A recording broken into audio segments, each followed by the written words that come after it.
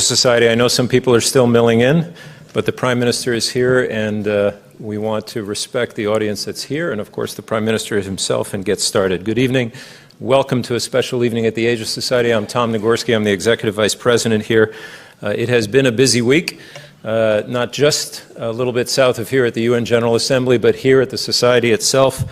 A busy week of programs that we have held in tandem, of course, with the UN General Assembly sessions here in New York. I want to welcome all our members, members of our Board of Trustees, members of the diplomatic community, of course, the Pakistan delegation, members of the press, and a special welcome, if I may, to a former ambassador of Pakistan from this country, former president of the Asia Society. Nicholas Platt is with us, and I want to say that the programming here during the UNGA period is made possible in part by the Nicholas and Sheila Platt Endowment for Public Policy Programs. Nick, it's great to see you.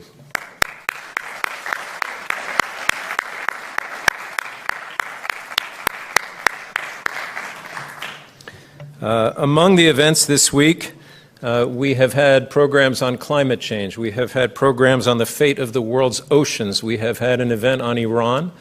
We've had the Prime Minister of Thailand here yesterday, the Foreign Secretary of the Philippines, and most relevant to tonight's program, 2 days ago we had on this stage the Minister for Foreign Affairs from India. There is one more also very relevant and newsworthy event to come. Monday afternoon, the National Security Advisor from Afghanistan will be here for the latest updates on all these events, because they are always in flux, and also if you want to revisit and watch the recaps from any of the events that have happened already, you can go to asiasociety.org. And tonight, of course, a first for the Asia Society. Imran Khan was here once. We were just reminiscing 11 years ago on this stage. It was a different time. He was in a different life. But it is a first for us to welcome the Prime Minister of Pakistan, Imran Khan. We are so delighted that in this busy week, the Prime Minister and his delegation have made time to come up to the Asia Society and join us. We have a long and rich history of programming and events with Pakistan, and not only with political figures. It's a long list. I'll just mention a couple. We presented, this was news to me actually, the Sabri brothers at Carnegie Hall in 1975. Yeah. We've hosted major exhibitions of both ancient and contemporary art from Pakistan, and for several years running now, we have hosted the New York edition of the Lahore Literary Festival. Yeah. I should say save your applause, because there's another item. The most watched item on the Asia Society YouTube channel ever was the appearance on this stage of the great Punjabi singer Arif Lohar.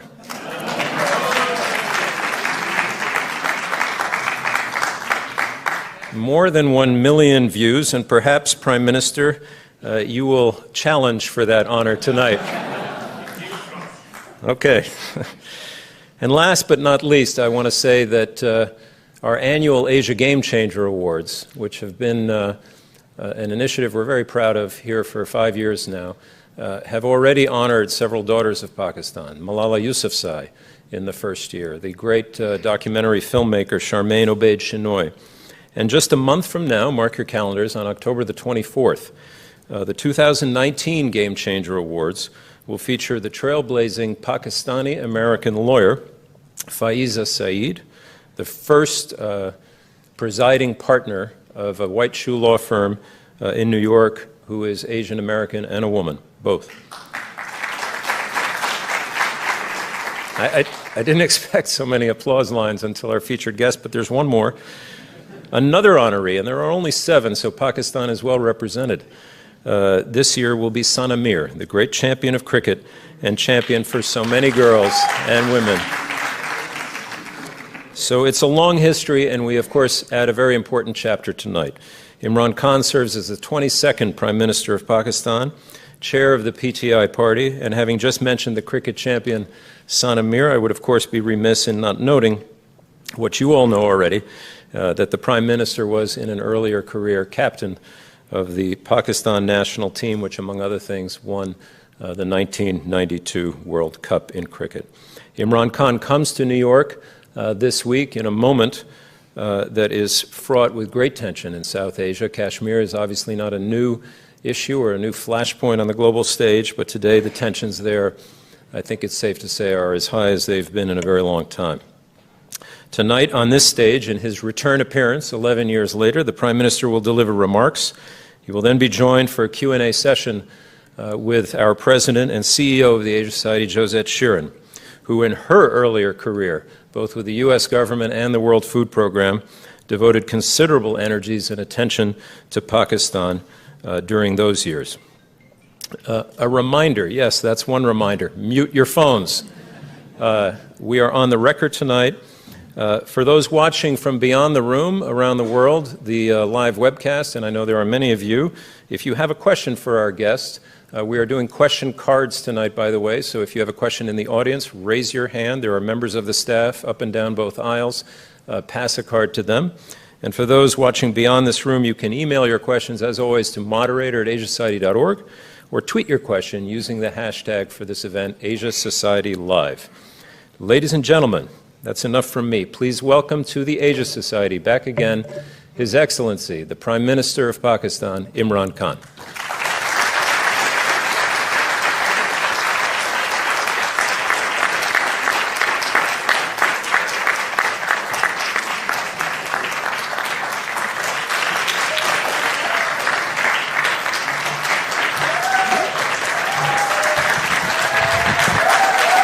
Thank you.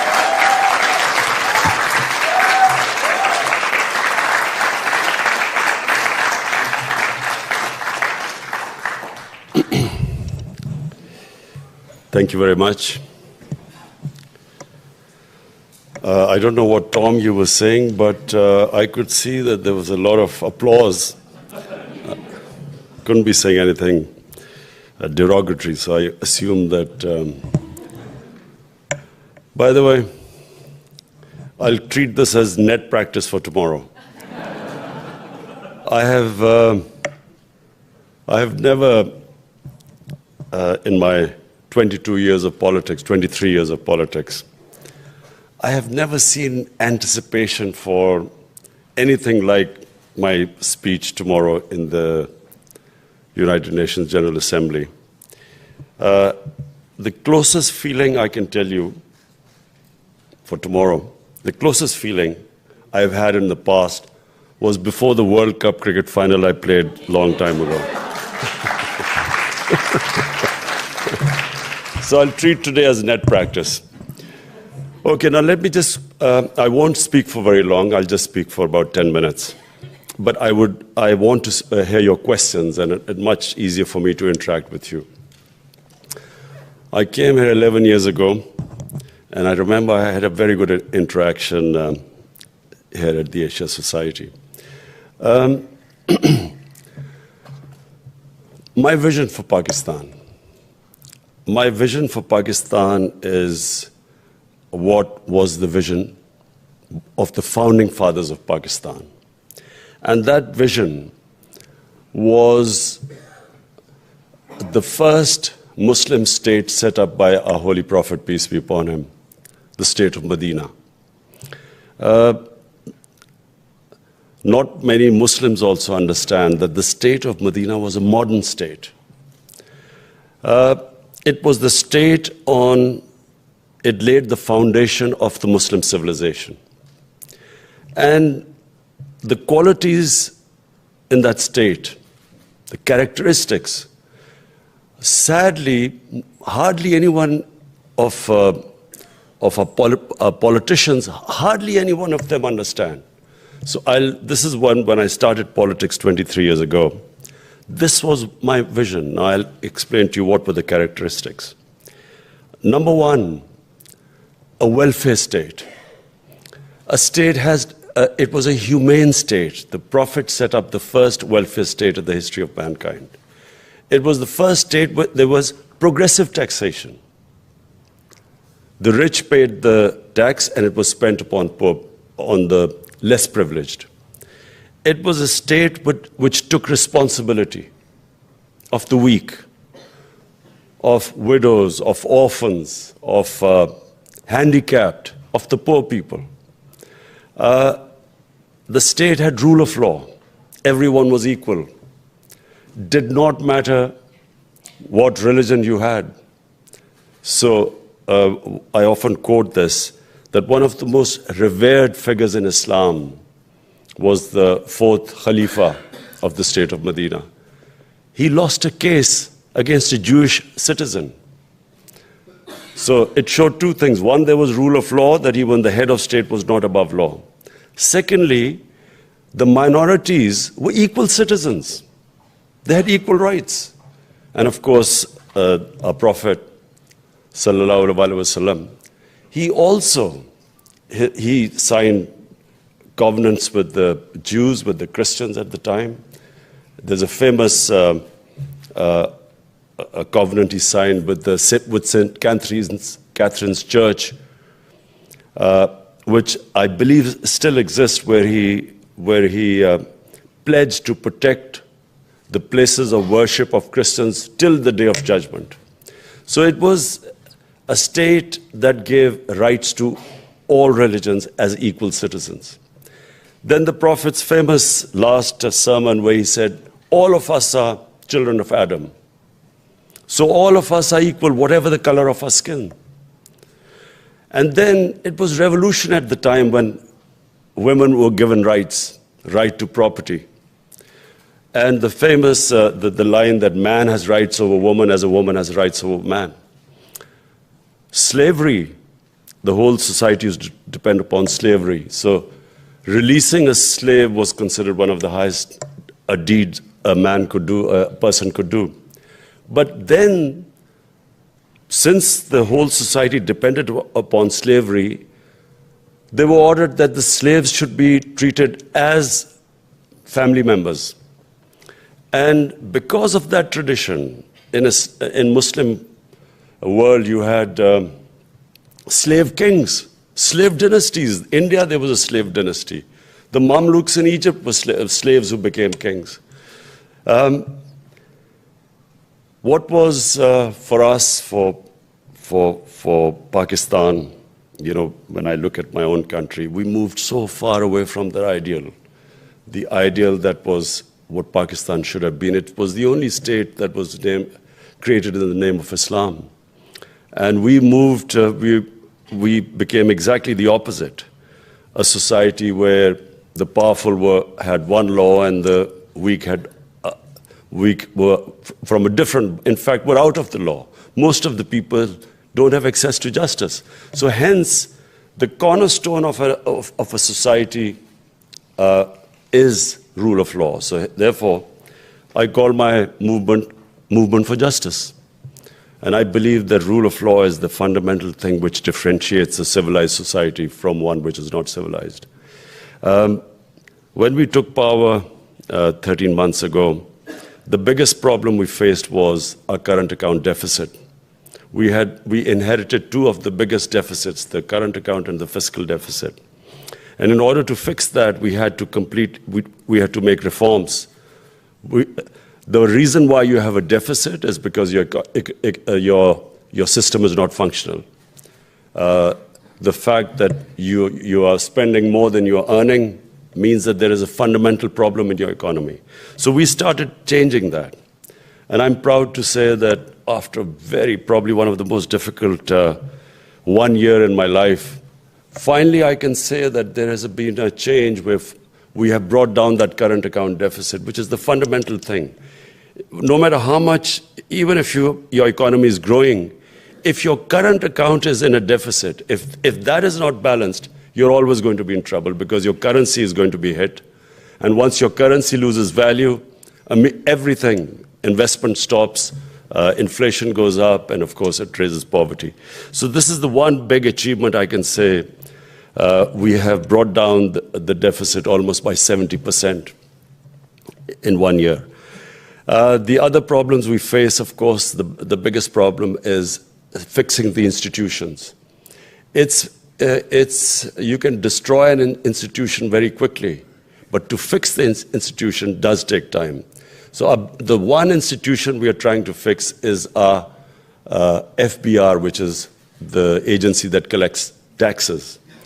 Pakistan has a very low tax GDP ratio. So fixing that, the tax system has been the biggest challenge. And I'm again proud to say that the last 2 months, we have collected the highest tax ever, despite the fact that our economy still not got moving because of the restructuring.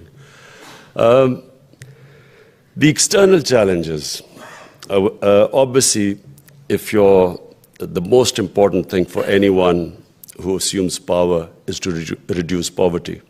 And that was my, from the first word go, that was the biggest goal.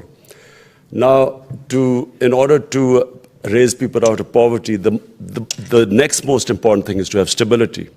So we have the Afghanistan issue, on the other side, Iran, and then our relationship with India. So immediately we try to mend fences.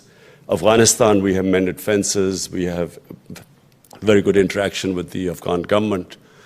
With Iran, we hope to play a big part. I have met the Iranian president. Of course, President Trump also asked me if we can play a part. I have also Crown Prince Mohammed bin Salman that we should play a part in reducing the tensions. We're trying our best. It's quite a complex issue, but we will try our best. I don't know how far we'll be successful. Problem came with India. The moment I was elected, I reached out to the Indian Prime Minister, offered that, it's time to reset our relationship. The problems in both countries are poverty. Poverty is the biggest issue, and unemployment. And then climate change. Climate change, the global warming is having the biggest impact in the Indo-Ganges plain. The Indus and Ganges plain are most vulnerable to climate change because 80% of our water comes from the mountains, the Himalayas and the Karakoram and the Hindu Kush ranges. Now, our glaciers are melting at a much faster rate. 80% of the water in our rivers is from the glaciers. So I reached out and I felt that, time to move on, have a relationship based on trust. In any case, when my party came to power, we had taken a decision. In fact, all parties had taken a decision in 2014. It wasn't implemented. That the legacy of the 80s, where we had militant groups which after the end of the Afghan Jihad, the groups that still existed, we had decided that the state will no longer allow any armed militia in Pakistan. So we already had taken steps, and we've almost disarmed all the groups, and we invited observers also if they wanted to see. So the idea was that the state will not allow any, because Pakistan had suffered because of the militias. Karachi had suffered. So I told the Indian Prime Minister that, look, we've taken the steps. Let's have a relationship based on trust. We didn't get it very far. And then we assumed that it's because of the Indian elections and it's the BJP posture of being a nationalist, ultra-nationalist party. Maybe that's why. So we waited. Then after the elections, when we tried to resume talks, again, there was this brick wall we came up against. In fact, we found out that India was trying to push us in the blacklist of FATF, which would have meant bankruptcy for Pakistan. And then we realized that there was something more. We couldn't understand that there was no response from India, and we felt there was an agenda. And that, of course, was revealed on 5th of August, when India unilaterally revoked Article 370, the special status of Kashmir, and since then has basically laid siege, put a curfew on 8 million people in Kashmir. My main reason for coming here on this United Nations General Assembly is because I feel that the world should realize this is a serious situation developing. This is just the beginning. The fact that 8 million people for almost 3 days now under siege. It's dangerous because whenever the siege lifts, I fear bloodshed. And when there's bloodshed, there will be consequences, repercussions, which will go much further outside Kashmir. It will also raise tensions between Pakistan and India, as happened when there was in February, there was a 20-year-old Kashmiri boy, according to his parents, got radicalized by the security forces. He blew himself up. And India blamed us and bombed us. And then also it could have got out of hand, but we immediately returned the pilot. I fear that more of that will happen. Once the curfew is lifted, things will get from bad to worse. I fear that this will have impact not just in Kashmir. There are 180 million Muslims in India. This is going to have a huge impact there. Then, in Pakistan, we have taken all these steps to control all these organizations, disband them, taken over their seminaries. So what happens as this thing gets from bad to worse? Things will deteriorate even in our own country. So it's very important for the world community, the United Nations, to take action now, before things go out. And that really was the purpose of my visit. And I hope I've tried to explain things to all the leaders, world leaders I've met. I hope to speak on this tomorrow. And I hope that the world community acts on this. Unfortunately, I found that the material is so much more important than the human. And this is, of course, reflected in the world community's attitude to climate change. But this eventually could have far-reaching consequences. And therefore, as I said, I hope that by the time I leave, I hope to meet the UN Secretary General tomorrow, and I hope to convince him. But apart from that, can I say that I feel very optimistic? In my very difficult first year, I feel that the country has tremendous potential. We have, even I, before that, didn't realize that we are sitting on mineral wealth, copper, one of the most fertile agricultural land, a young population. We've opened up Pakistan for tourism. First time we have 70 countries can get visas at the airport in Pakistan. We have made it easier for tourists to go all over, because previously there were problems. Because of the war on terror, there were a lot of problems, so tourists couldn't travel as much. And we have also, as far as religious tourism goes, we have opened up shrines that were important to the Hindu religion, to the Sikh religion, Kartarpur especially, and Buddhism. The whole of North Pakistan was center of Buddhism. So we are opening up our country now for travel, for investors. We have great interest in people now as the economy has stabilized now. We have a lot of people interested in investment in our country. All now we need is stability, peace. And hence, again, this development in Kashmir is very important for us, that it does not go from bad to worse from where it is now. Thank you.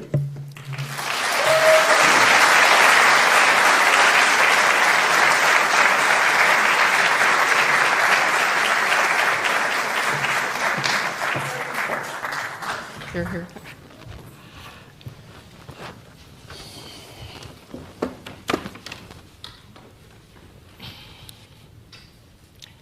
Do I need this? I think we're fine. Well, Mr. Prime Minister, I want to thank you. You've covered a lot of territory here, and one thing that struck me in my travels throughout Pakistan, I've had 3 posts that have brought me extensively through Pakistan. One was as Deputy U.S. Trade Representative, where we were putting forward the idea of a free trade agreement with Pakistan after 9/11. We're in a different era now.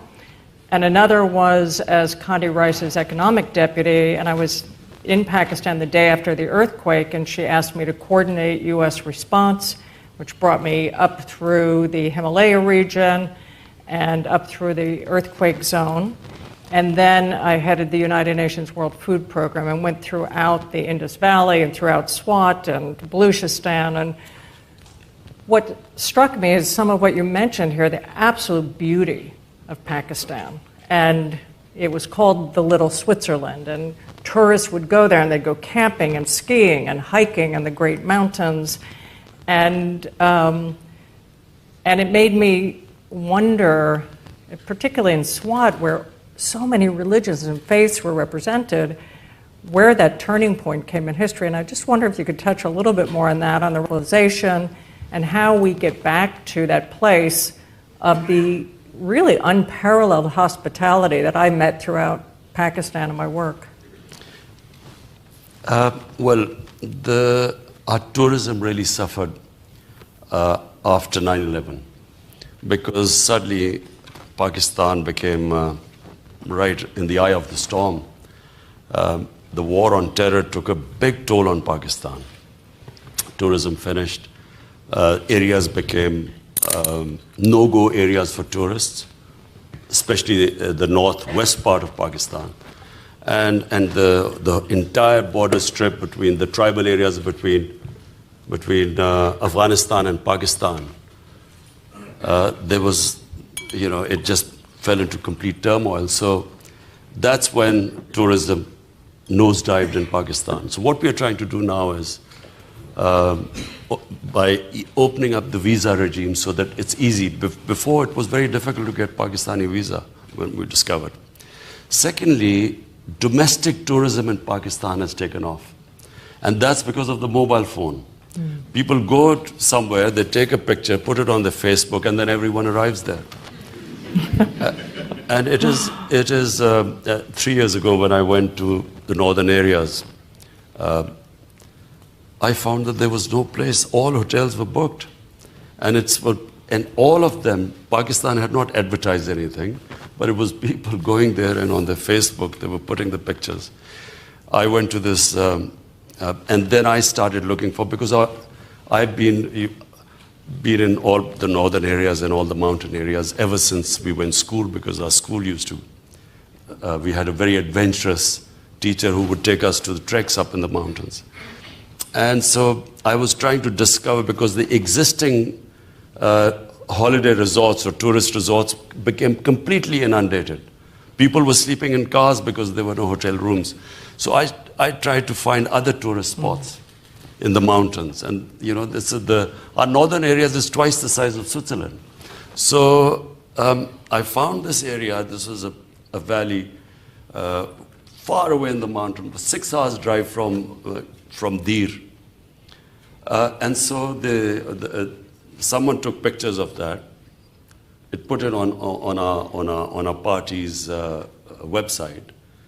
And in the next 1 month, 100,000 people ended up going there. So it's completely, tourism has changed. So we are now developing this sector properly. We've got investment coming in, opening up more and more areas. We're going to get to the big issues, but I'm a bit obsessed with the fact that the world, I don't think, ever sees this aspirational Pakistan. And I went and met with master's students at the University in Karachi, and they want to be part of the world, and they want to do business across the borders.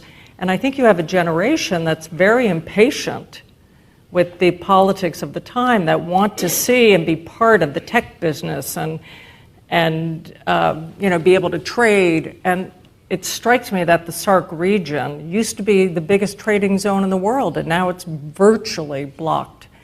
Do you think in your term or your lifetime, and putting aside what the big issue you're working on this week, just for a moment, that we can see a time in which the region again will be functioning for the benefit of a new generation that has huge aspirations and expectations? Well, we have suffered for two reasons. One, of course, the war. Afghanistan actually really the last 40 years, there's been turmoil in Afghanistan, which is why peace is very important. Why, which is so sad that this peace deal, which was about to be signed, certainly from a tweet we discovered that it had been cancelled. The other is social Iran. media seems to be running the world here. Facebook, Twitter. So, and then, Iran, because of this, what's going on right now. But Afghanistan specifically, because that opens up all the way from Pakistan to Central Asia, and that has tremendous potential.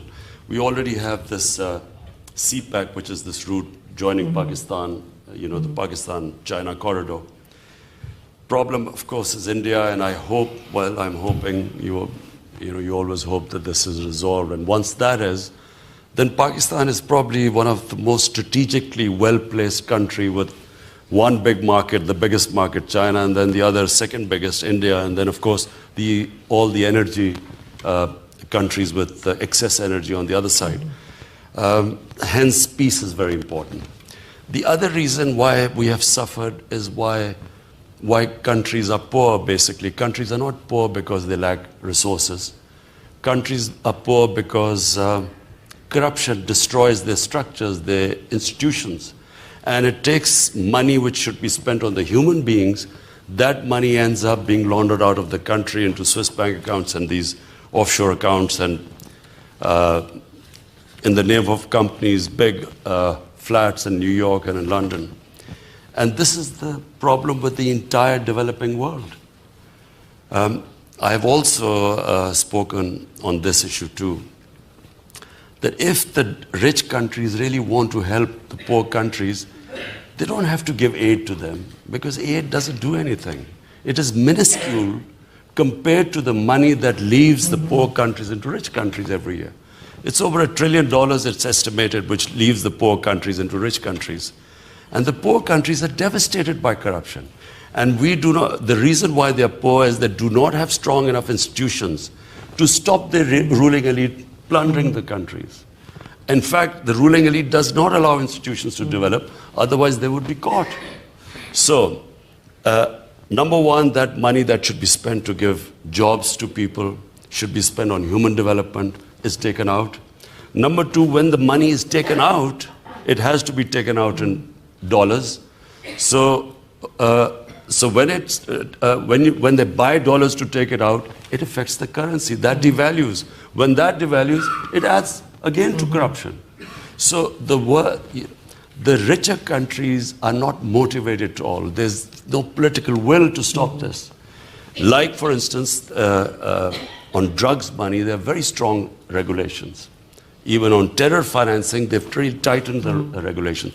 But the money which is plundered from the third world, ending up in rich countries, I'm afraid we have been trying now for almost 10 months to try and get the money out. When we even located the properties, bought from stolen money from our country, but we're just stuck. I mean, it's very difficult to retrieve that money. And if the world makes it easier, and I'm saying, it will help the big difference between rich and poor countries is growing all the time. And if this keeps going on like that, you will have to build walls and to keep people out from the rich countries. You will have refugees. Already you have economic migrants. You're going to have climate migrants in the future as well. But this is the worst thing what is happening. The poor countries are getting poorer. This money laundering kills far, far, far more people than anything else in this world, than drug money, drugs, or anything else. We're going to also get back to this and turn to the audience. We only have about 20 minutes, but I will take, I think you're passing up questions, so please be sure to do that. So this week, you'll make your biggest pitch yet to the international community on Kashmir. And as you said, the expectations are very high that you're going to be able to move the dial, and you've been doing quiet diplomacy on this, and diplomacy that's made quite a bit of news this week on this. Do you feel you're getting a reception on your perspective on this, and is the dial moving? Look, I believe that we could only try our best. The rest, you leave it to the Almighty. Now, I have tried my best. In the media, I've tried to make people understand. I've spoken to leaders, almost all the leaders I've spoken to. I think I have made them understand. They might not be moving right now, but I feel that what the Modi government has done, it's boxed itself in by taking this step. I don't think they have really thought through what they have done, because I don't know what is the thinking, that what happens. Have they thought through that when they lift the curfew, what will happen? Do they think that the people of Kashmir will now, after the almost, 100,000 Kashmiris have died in the last 30 years? Do they think that they will now accept the status quo just because some parliament has passed a resolution illegally taking away their right, which was given to them by the United Nations of self-determination? So what do I think? I think that unless the world community, first of all, it should be aware of what's happening, and I think it is. Secondly, if things begin to deteriorate, they should be able to move. The UN has to move, or the world community, because you cannot let it go beyond a certain point, because it would eventually pit two nuclear-armed countries facing each other. And that has to be prevented at every stage. It must be, action must be taken now. And just to clarify on this point, because there's been some media saying that you are issuing a threat of a possible war. Issuing a threat? Is it issuing a threat or telling the world that be careful before it is too late? Warning the world that this is, it's common sense. As children, we still remember this Cuban crisis when it took place. For years, the world talked about it. Why was there a Cold War? Because the world was petrified of the idea of the other war, because there were two nuclear-armed states. So, it is common sense that you should be careful. Look, let me, when you say a threat, February, 3:30 a.m. in the morning, my army chief and air chief called me up and said, Indian jets have bombed Pakistan. What do we do? We had already decided that because we could see they were getting ready to bomb us through the radar. So, our Air Force had locked up some targets in India. Now, question, it was 3:30 a.m. Was there any loss of life? I asked. Had there been loss of life, then they would have immediately retaliated. Because it was dark, we didn't know. So we waited, and next day found out there wasn't loss of life. If there was loss of life, and then we had gone and bombed them, they would have bombed us, we would have bombed them, and then what? So, as someone who was in that situation where you take a decision, no one should be thinking on those lines when you have the sort of weapons the two countries have. It should never get to that stage. That is the whole point. The whole point is not a threat. It's just telling the world that you should never get into that position. So we have had President Trump's special envoy on Iran here this week, Brian Hook. We've been at sessions with President Rouhani. You mentioned the dangers of miscalculation in your own area. That's another area where the dangers of miscalculation are very high, and there's a stalemate. All the questions from the audience are on the issue of Kashmir, with one saying, isn't it obvious the world has chosen to stand by India, not Pakistan? Could you talk a little bit more broadly in the region on this danger of miscalculation? And you mentioned the Crown Prince of Saudi Arabia, who seems central to this. How are we going to unknot what is now growing tensions that have really seem to have hair trigger potential? If you look at history, all wars are miscalculations. Every war, you look at it. When Pakistan when the US decided to invade Afghanistan, and all the political party heads were called over by General Musharraf, and he was saying that, look, we should join the American war on terror, and we should help them. So we asked him that, how long is this going to be? He said, it'll only be a few weeks. And so he said, the Americans are saying it'll only be a few weeks in Afghanistan. You don't know the weapons they've got. Thank you. So 70,000 Pakistanis dead 12 years later. We had lost $150 billion plus to the economy. And the Americans are still in Afghanistan, and the war still hasn't ended. Every war, in my opinion, is miscalculated. Miscalculated in a way that you go after one issue to resolve it, it gives birth to other issues. The whole war was supposed to go after Al-Qaeda. ISIS came into being. I really believe that anyone who thinks to settle issues through war, they need to have their head examined.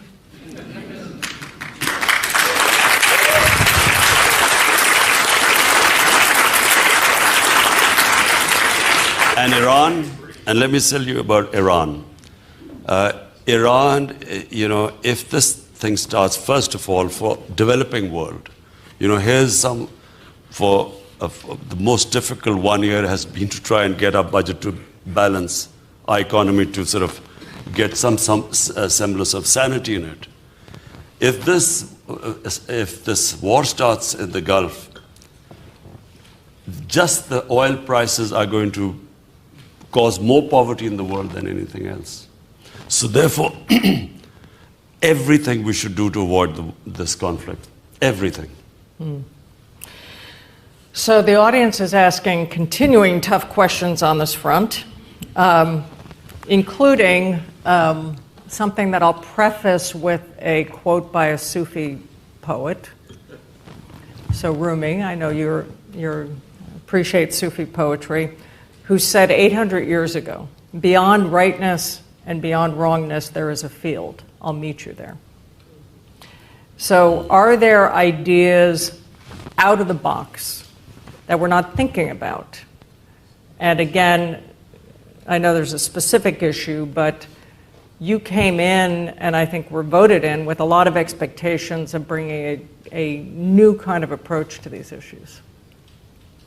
Are you talking about resolving the... India and Pakistan. Well, with India, look, let me just explain to you. What is happening in India is a catastrophe. India has been taken over by an extreme racist ideology. If any of you Google RSS, which is what has taken over India, Narendra Modi is a life member of this party called RSS. It was formed in 1925. It was they were inspired by Hitler, Mussolini, by the Nazi Party.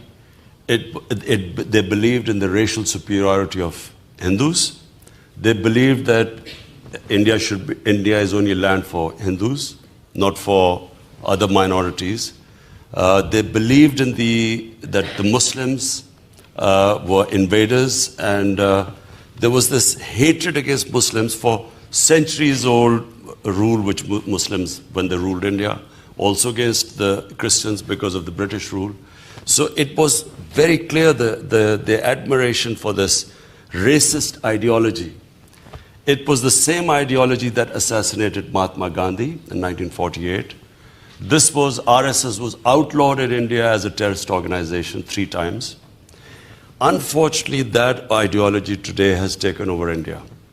And therefore, when we tried all our efforts for 1 year, I wrote letters, I spoke to him, gave statements.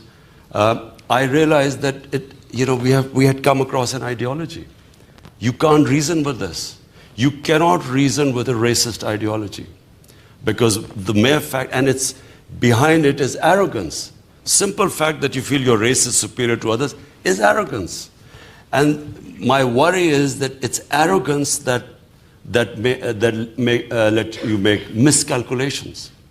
And this is a miscalculation. This going into Kashmir, putting 8 million people in an open prison with 900,000 troops.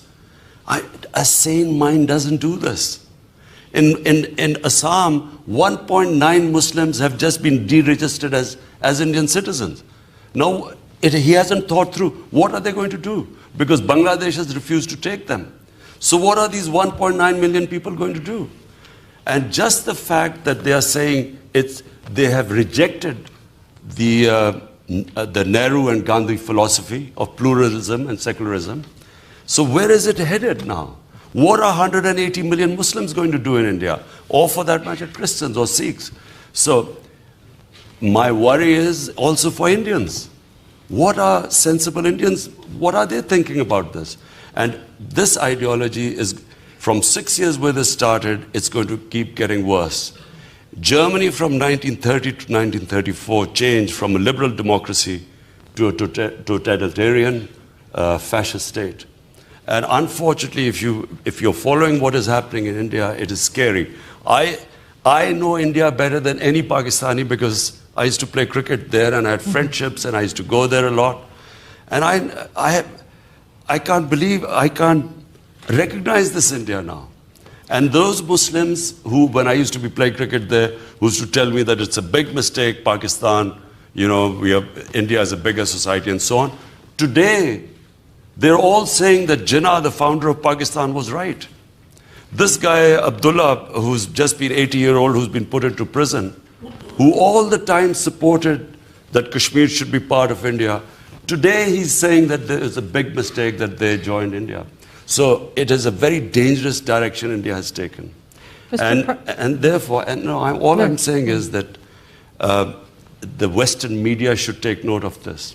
Because, ideologies like that are always dangerous. Whenever you have an ideology like that, racial superiority and hatred against another race, it always does damage to the world.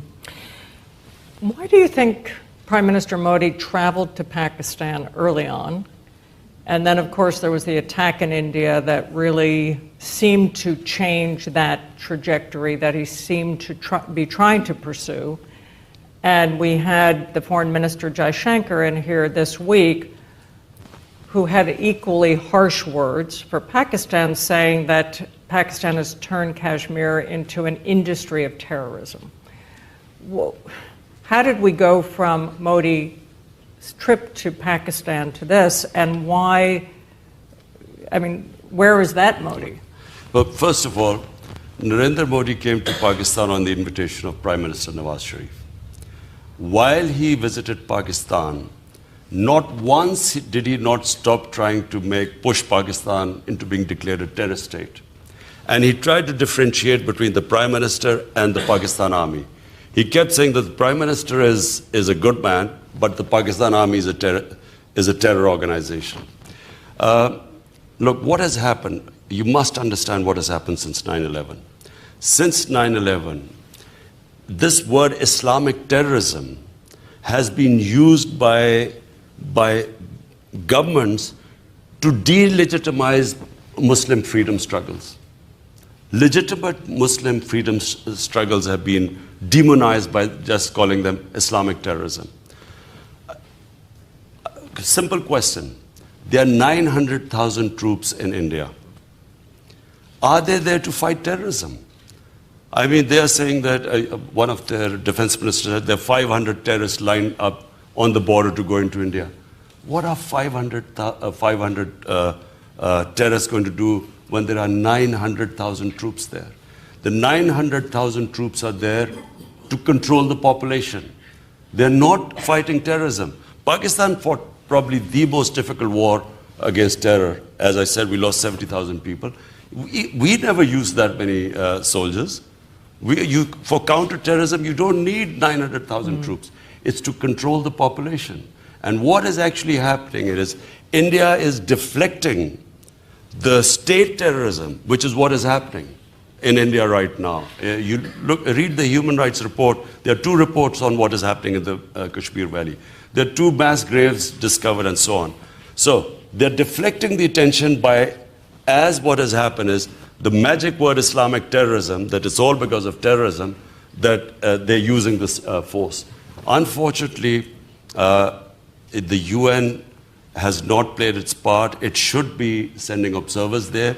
Let them find out what really is happening. Otherwise, India will keep whatever oppression is happening in Kashmir, they'll blame it on a terrorist from Pakistan. Two out-of-the-box ideas from the audience. One, why not grant Pakistan-administered Kashmir freedom and force India to change its approach? Sorry? Why not grant Pakistan-administered Kashmir freedom and force India, therefore, to also change its approach? India has already said that the target is Pakistan side of Kashmir now. Now that they've annexed Kashmir. I believe that what is the future for Kashmir should be decided by people of Kashmir. Whatever the people of Kashmir want.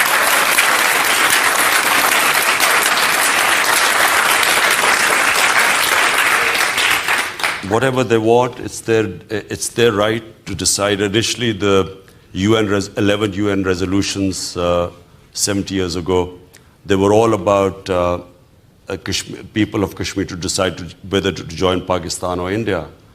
I would add that they should be allowed to decide whatever they want. So this is an open offer. Mm-hmm. Why doesn't India and Pakistan both allow them, Kashmiris, to decide?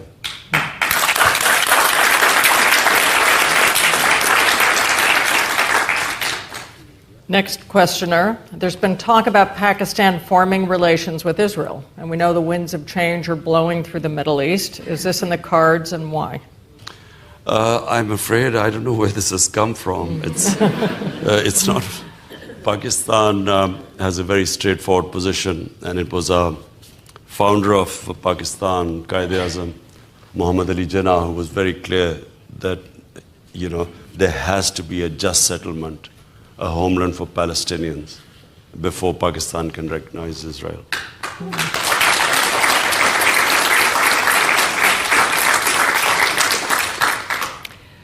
President Trump, I believe, said yesterday, Pakistan and India should just come together. It sounded like the Nike ad, just do it. You've mentioned the possible role he could play. What would you like to see the United States, President Trump, doing? And you also mentioned the Crown Prince of Saudi Arabia. What role could they play? Not the Crown Prince of Saudi Arabia. That was just between Iran and to ease the tensions with Iran. Well, first of all, I had to explain to President Trump the Kashmir issue, and I think the second time when I had a long chat with him, I managed to explain it to him, and that's why he says that it's a complicated issue. But what U.S. can do is just put its weight behind the United Nations Security Council. And I keep repeating, UN has given their resolutions that it's a disputed territory and had given Kashmiris their right. That right was not given. They are now suffering right now. UN has to take, UN came into being precisely for this dispute like Kashmir, which has a chance of a much bigger strife in the future if this is not addressed. So UN must act now. And if this gets worse, it'd be a total failure of UN. You said this week the world counts on the U.S. to put out the flames, but you also said after 9/11 it was a huge mistake for Pakistan to do a 180-degree turn toward the U.S. It's a little hard to reconcile these two. Explain. Actually, it was very straightforward. In 1980s, we trained the Mujahideen, the US came in, the United States backed Pakistan, in fact, all the Western countries. And we trained the Mujahideen. In fact, I remember in London, there was a big dinner by an aristocrat raising money for the Mujahideen, and there were Mujahideen then were celebrated as heroes. In fact, Ronald Reagan, when he invited the 5 Mujahideen leaders to Washington, I quote him, he said they reminded him of the moral equivalents of the founding fathers of US. So, they were heroes. Now, come 1989, Soviets retreat, leave Afghanistan, the Americans pack up and leave, and Pakistan is left with a lot of those who would have reminded Reagan of them. And in the end, we were slapped with sanctions, pressless sanctions. In 91, Pakistan had 4 million refugees by then. We had these militant groups, all trained and dressed up and nowhere to go. And we had sectarian groups in Pakistan who started fighting each other. So Pakistan became a dangerous place because of this, because of the 80s of participating in the Afghan Jihad. And then, of course, Pakistan got aid, and Pakistan, and also money to train these groups. Now, come 9/11, again the U.S. turns up wants Pakistan's help. They occupy Afghanistan. And I never forget when we were discussing with, there was a lot of debate going on, should we become part of this or not? And we said that, we were abandoned last time. Most of us said, what guarantees we will again be abandoned this time? And I never forget, George Bush gave a statement that this time will not be the same, we will not abandon Pakistan. And so, of course, he joined it. Why did I not want him to join? Because now we had trained these groups. They were trained, they were indoctrinated in jihad. So, foreign occupation in Afghanistan was jihad against the Soviets. Now, when the Americans landed up there, how are we going to tell them that now it's terrorism, then it was jihad, freedom fighting? So because of that, I felt we would have had much more leverage on these groups if we had stayed neutral. The moment we joined the American side, they turned against Pakistan. And that's why we lost 70,000 people. We're getting the red flags. Just one point. Is China the strongest ally of Pakistan at this point? Well, when we assumed power, I think never had Pakistan's economy been as bad. So I have to say that China came to support us when we had hit the rock bottom. And they have really helped us in every way. Not only did they provide us help with our foreign exchange reserves because we were about to default, but also the Belt and Road Initiative has sort of evolved where they are helping us in agriculture with our productivity. Are you worried about sovereignty issues? Are you ownership? Not at all. Absolutely not, because nowhere have been helped on some condition that you have to do this because we are helped. Nowhere. And if anything, they have gone out of their way to help us in technology transfer. They are helping us, as I said, in agriculture. They helped us in financing certain projects. So, and the debt part, by the way, is quite low. Everyone kept saying that, we are so in debt to China, but that's not the case. So we started with a Sufi poet quote. I'm going to end with one, Muhammad Iqbal, the spiritual father of Pakistan, as some call him. He said, "Nations are born in the hearts of poets. They prosper and die in the hands of politicians." You're ending your first year. You have 4 more to go. Are you hopeful that the politicians' power is as great as maybe you hoped coming into office? I completely agree with that. I always think, what sort of person goes around asking for votes? I think you've had serious. To do that. I'm serious. Yes. No, there's a difference. There's a difference. There are 2 types of politicians. One is the career politician. Career politician is is disliked everywhere. Why? Because he compromises all the time. Because to stay in power, he has to ask votes, he has to lie to people, he has to do a lot of times unethical stuff to get votes. He has to bribe people, and all these sort of worst sort of things happen. And so that is the ugly side of politics, and therefore they compromise. The whole thing about what Iqbal says is, why do dreams die with politicians? Because they come up, they bring they sell a dream, but then they keep compromising and making such compromises that the dream disappears. Whereas who I respect and who I admire in my life are, for instance, Gandhi, Jinnah, Quaid-e-Azam. For me, he will always be a role model because he didn't need politics. He came in for a mission. He was in the end dying of cancer, and yet he didn't let anyone know because of the dream of Pakistan. Similarly, Nelson Mandela. Because Jinnah wasn't doing it for power, he was doing it to achieve a goal. And similarly, if you read about Nelson Mandela, I mean, he could have compromised so many times on the way, but the dream of one man, one vote was never compromised. He never compromised on that. So you have to differentiate between the two. The unethical politician, who lies to get into power and, begs for votes and promises everything.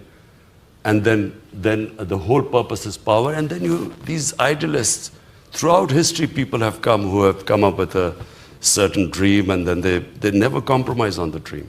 And they are the ones who Iqbal, the wrong ones he's talking about, but they are the dreamers.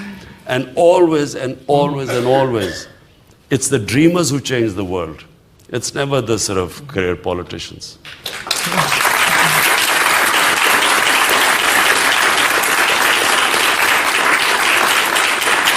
Well, Mr. Prime Minister, you've been most generous with your time. We got through a tenth of our questions, so we welcome you back so we can go through the others at some point in the future. Thank you. Thank you.